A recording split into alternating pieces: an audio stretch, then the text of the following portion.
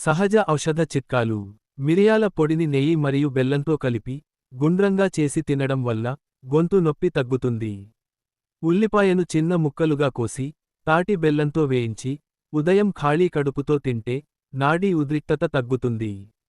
పటిక పొడిని వారానికి 3 సార్లు దంతాలపై రుద్దడం వల్ల మరకలు, రక్తస్రావం, దుర్వాసన తొలగిపోతాయి మరియు దంతాలు బలపడతాయి.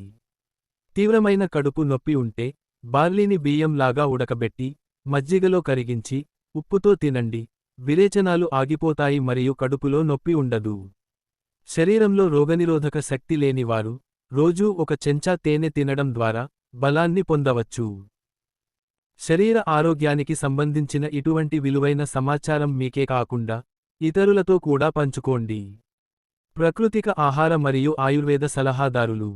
సాంప్రదాయ వైద్యులు సిద్ధ వైద్యుడు సురేష్.